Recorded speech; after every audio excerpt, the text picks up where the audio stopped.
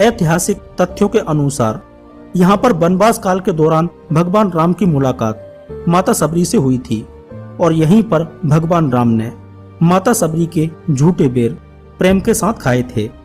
इसी कारण इस क्षेत्र का नाम सबरी नारायण पड़ा, जिसे कालांतर में सिबरी नारायण के नाम से जाना जाता है। भक्त माता सबरी के पिता का नाम राजा सबर था। वह इस क्षेत्र के प्रभावी राजा थे। माता सबरी जन्म से ही परम विष्णु भक्त थीं। राजा सबर सबरी का विवाह करवाना चाहते थे, परंतु सबरी को विवाह करना पसंद नहीं था, जिस कारण वह एक दिन अपने घर का परित्याग करके भगवान की खोज में वन की ओर निकल पड़ती हैं। जिसके बाद वह पंपा नामक एक सरोवर के पास पहुंचती हैं, जहां पर उन्हें एक आश्रम दिखाई पड़ता है। वह आश्रम मतंग मुनि का आश्रम था। माता सबरी उस आश्रम में जाकर मतंग ऋषि से शरण मांगती हैं।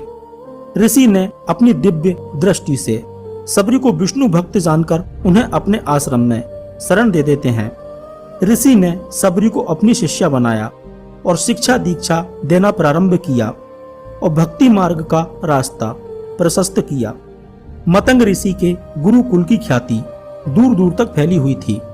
भगवान श्री राम वनवास काल के दौरान जब चित्रकूट में निवास कर रहे थे, उसी दौरान मतंग ऋषि ने अपना देह त्याग किया था।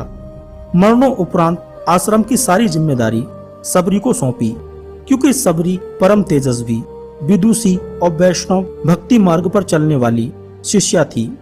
ऋषि मृत्यु से पहले गूढ़ रहस्य सबरी को बताते हुए कहते हैं कि भगवान विष्णु का अवतार मानव रूप में अयोध्या में दशरथ के पुत्र श्री राम के रूप में हुआ है। उनके वनवास काल के दौरान वह इस आश्रम में आएंगे। तुम उनकी बड़ी श्रद्धा भाव से सेवा सत्कार करना, जिससे तुम्हारा कल्याण होगा और मोक्ष की प्राप्ति होगी, एवं इस आश्रम का नाम लोग युगों युगों तक याद रखेंगे। ऐसा कहकर वह अपने प्राण त्याग देते हैं। गुरु की आज्ञा अनुसार सबरी इस आश्रम का संचालन करती है तथा प्रत्येक दिन भगवान के आने का रास्ता देखती रहती है। आश्रम से रास्ते तक चुन चुन के फूल सजाया करती है। वह भोग लगाने के लिए मीठे मीठे फल की व्यवस्था करती थी। ऐसा करते करते कई वर्ष बीत चुके थे। माता नित नित बूढ़ी होती जा रही थी, मगर उनको विश्वास था कि गुरु ने कहा है तो एक दिन भगवान इस आश्रम में जरूर आएंगे। आश्रम के कुछ शिष्य सबरी का उपहास किया करते थे।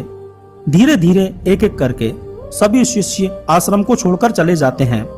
कई वर्ष उपरांत आखिर वह